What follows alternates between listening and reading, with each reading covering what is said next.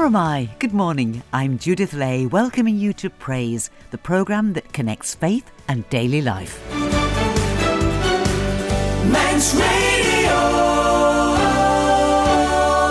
Well, we're full of questions on the programme today. Why would someone go swimming with piranhas and electric eels? And why would you stand on a barren bit of earth in a foreign land and commit yourself to raising £25,000 for a building project when at that precise moment you'd absolutely no idea how you'd do it?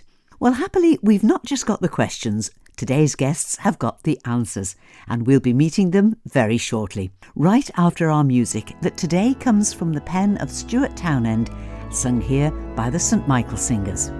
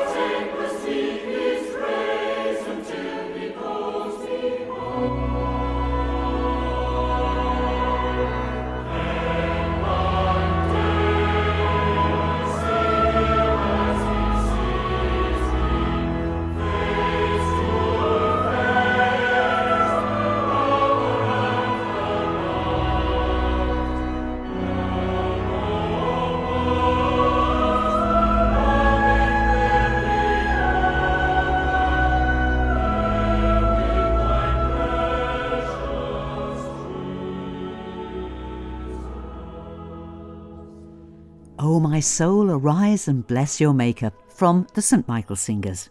20 years ago, a talk given by Ireland-based charity Drop Inn Ministries turned out to be a life-changing moment for Ramsey-based husband and wife Alison and Steve Taylor.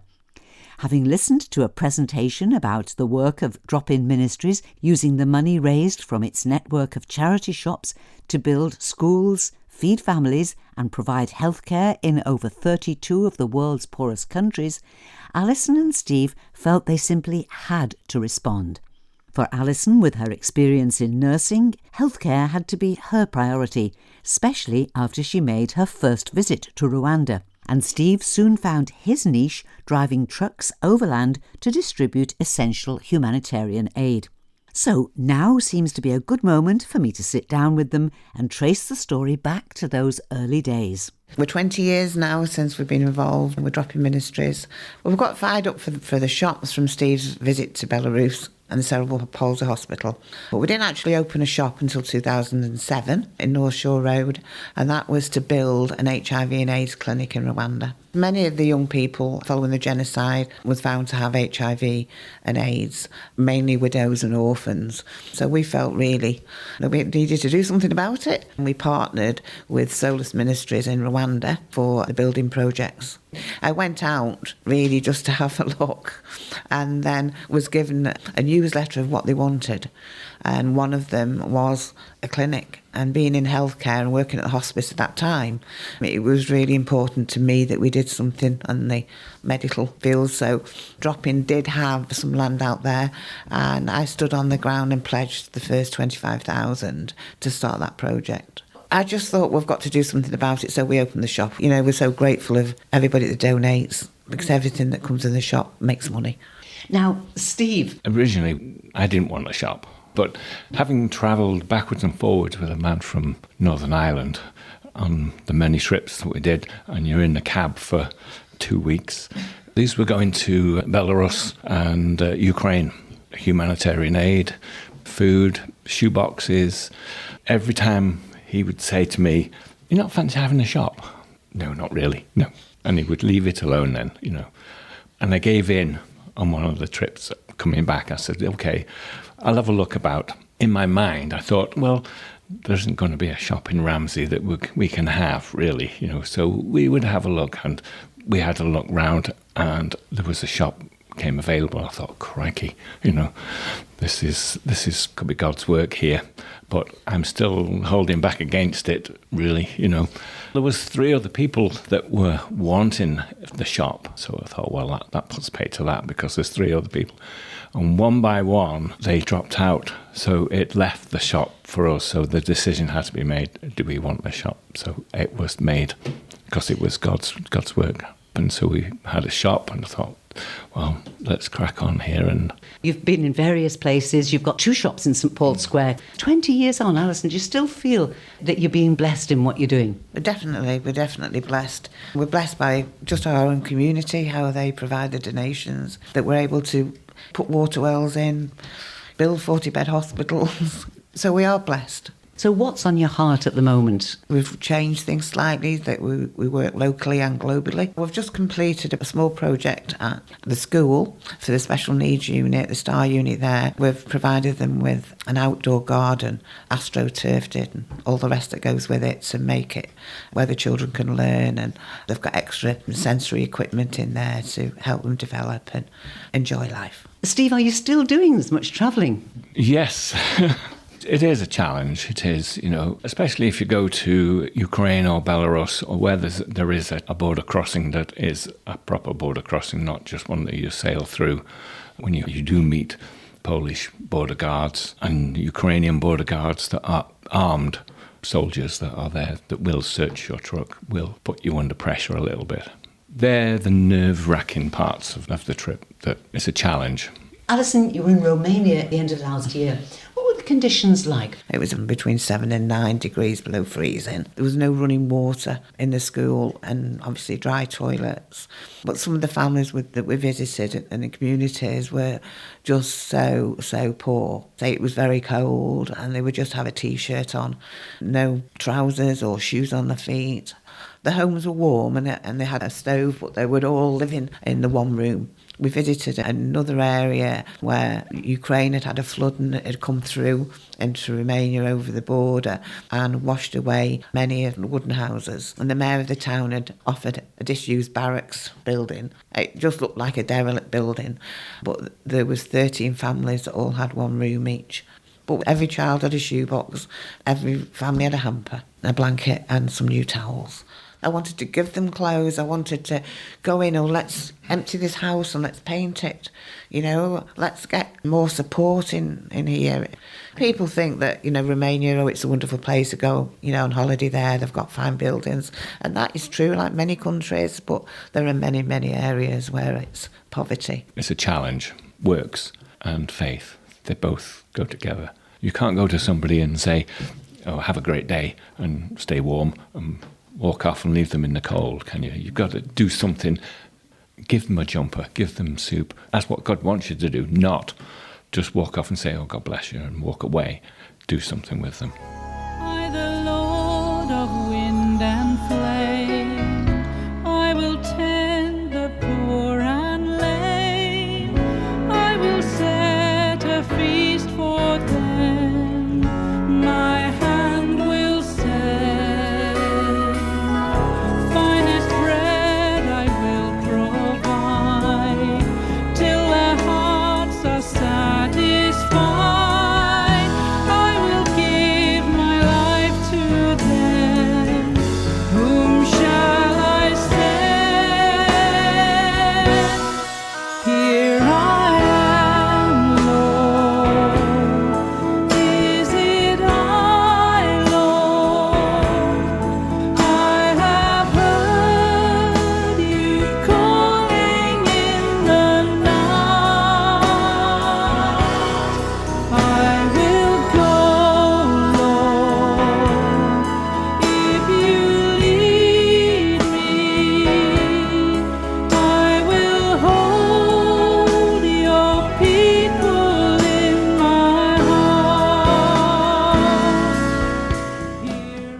This morning I'm talking to Alison and Steve Taylor as they celebrate 20 years of involvement with Drop Inn Ministries, a charity bringing hope, help and healing to a hurting world. You've probably seen their 2 drop-in charity shops in St Paul's Square in Ramsey, one selling everything you can think of, the other specialising in everything you can think of for babies and children. The money raised from these shops continues to support food programmes, education and healthcare in some of the world's poorest countries, but also supports local projects. Alison mentioned a few moments ago funding an outdoor learning area for the Star Unit at Bunscoil Rumsare. But there's another long-term local project that the main drop-in shop in Ramsey is now supporting, and it's growing fast. Alison and Steve have formed a partnership with Renew Wellbeing, a charitable organisation in the UK founded by Ruth Rice, sister-in-law of another well-known Ramsey figure, Kevin Vondy.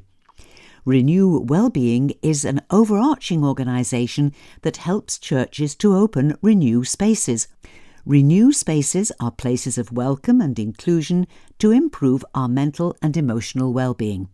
Basically, Renew Spaces are places where it's okay not to be okay. Renew Spaces are simple cafe-style places where hobbies, activities and sometimes food are shared, and where there's also a quiet room where inner habits of well-being can be shared. Renew Wellbeing also ensures there's proper training in place and support from mental health professionals to make sure that there's somewhere else that people can go if they find that they're in need of some extra professional support.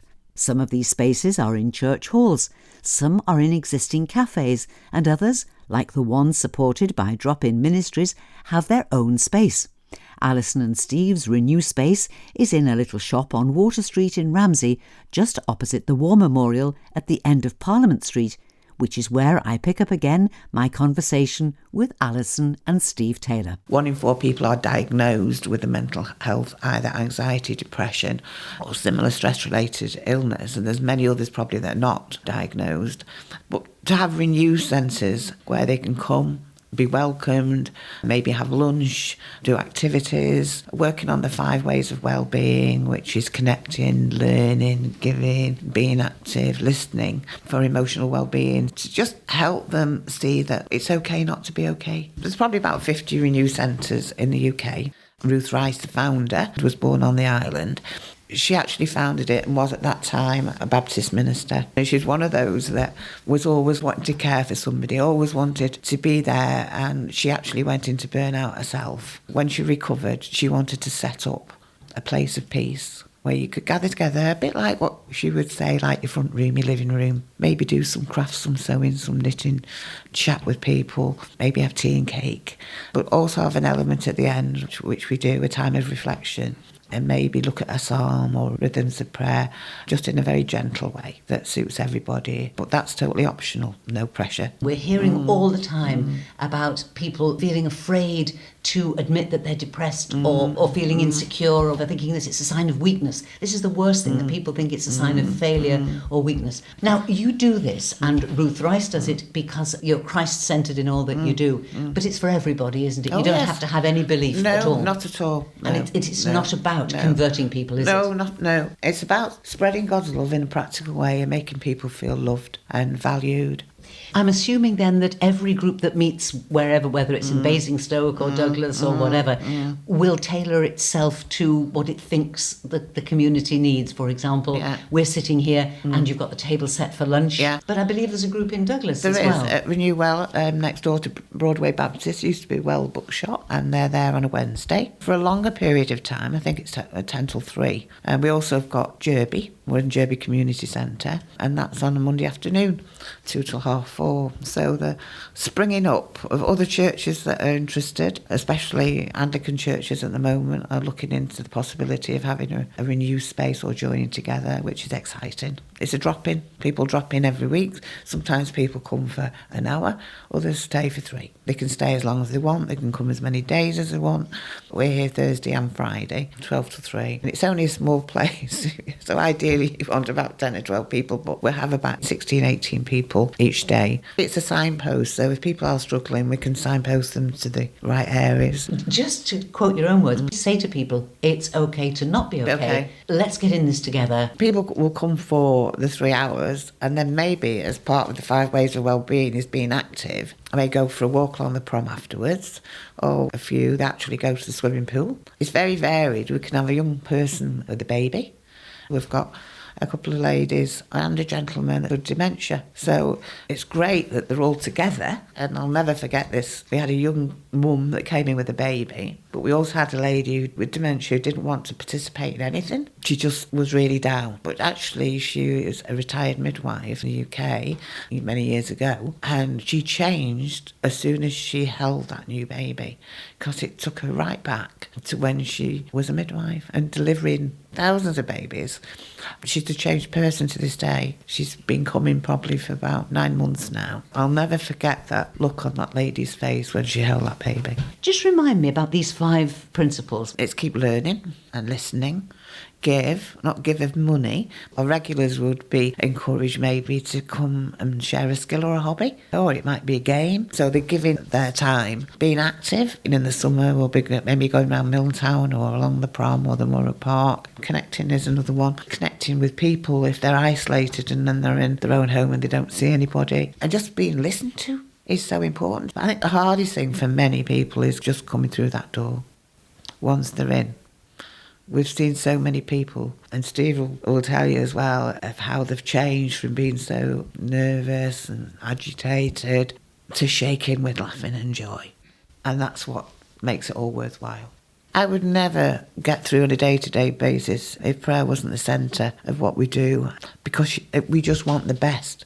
We're his feet in the community and we just want to serve him in the best way, but we can't do it in our own strength. We can only do it with him because it's his might, his power that keeps us going.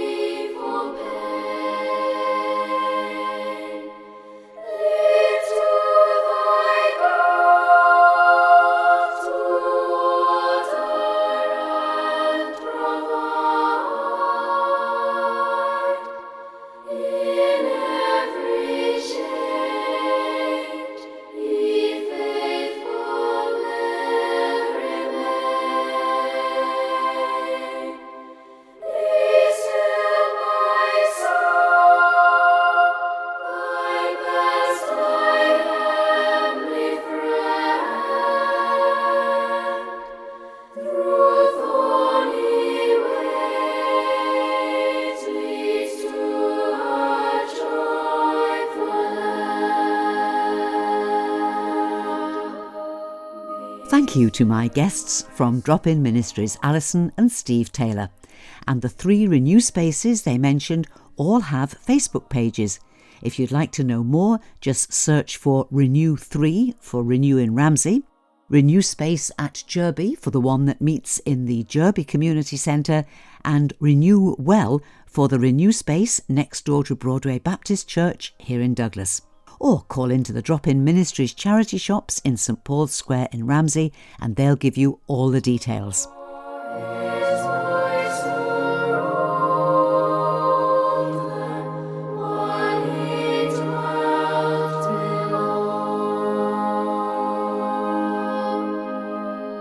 My next guest has hopefully got the answer to that question about swimming with piranhas.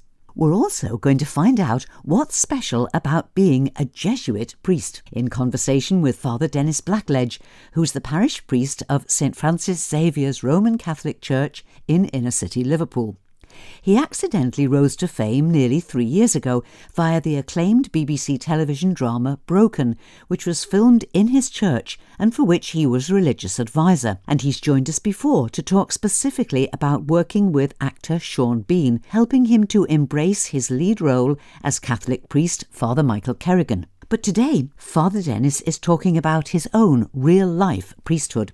And first, I need to go back to the year 1540, when a young man, Ignatius of Loyola, feeling a deep desire to serve God, went to the Pope of that time, Paul III, and said, perhaps not in these exact words, "I've founded this Society of Friends." The first title for the Jesuits was, in fact, the Least Society of Jesus. And basically, Ignatius said to the Pope, "We'll do whatever you want us to do."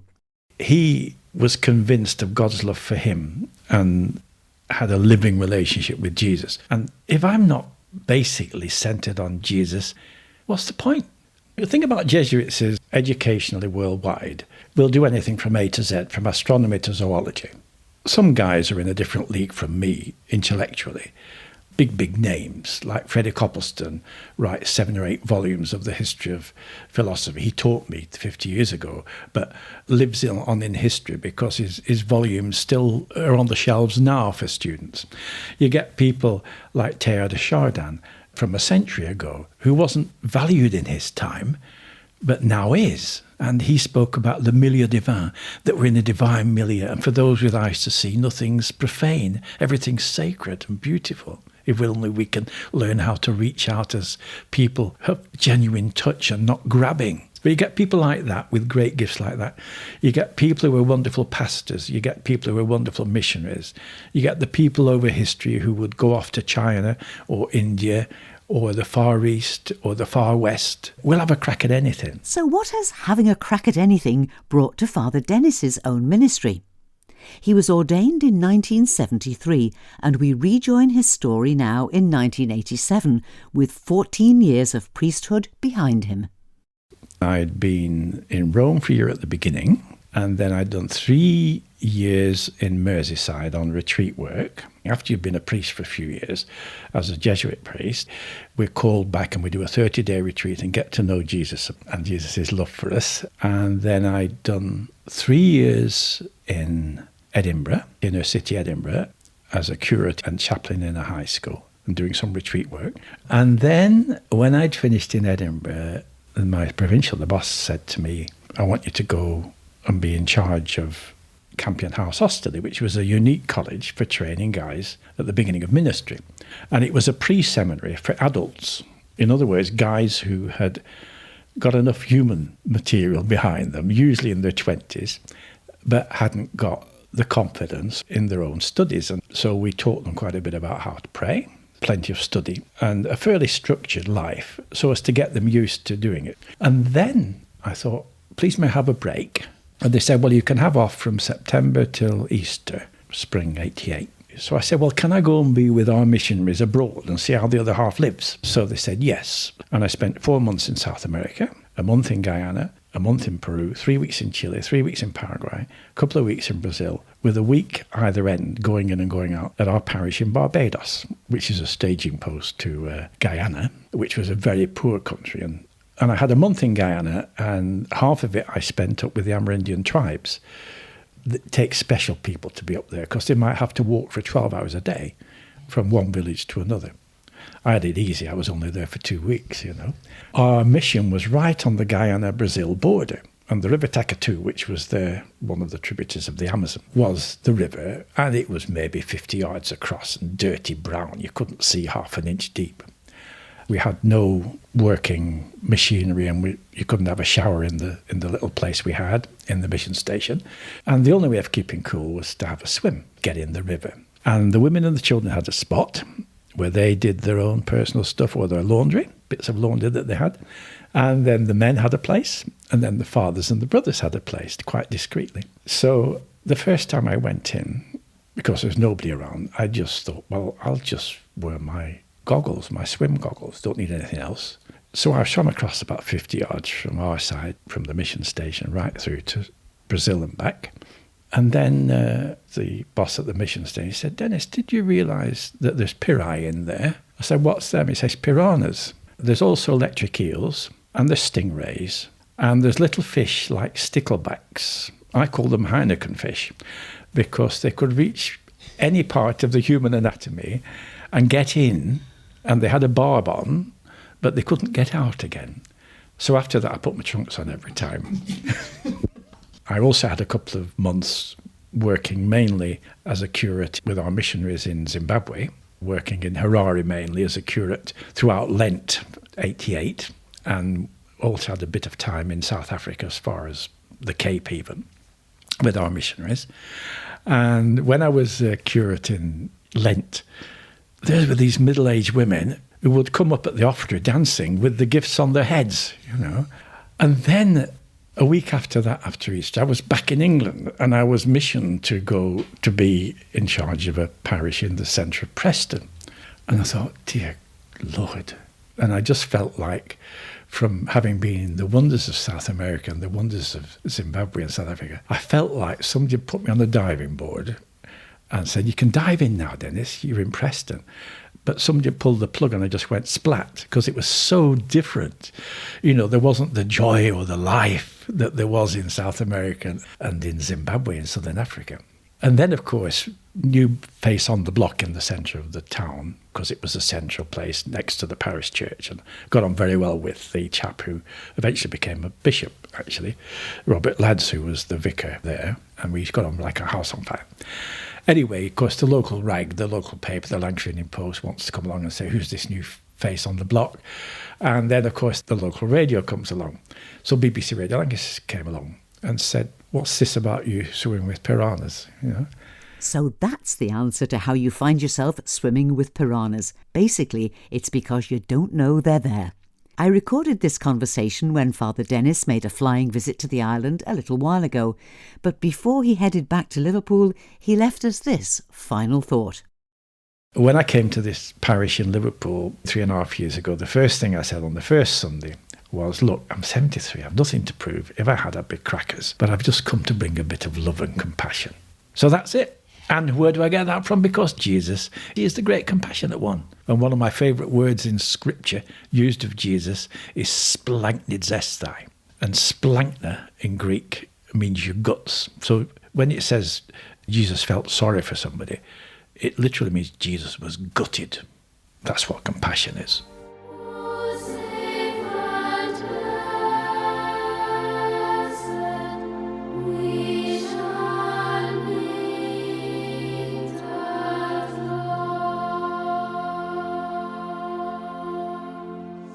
And that's all that we have time for on Praise today.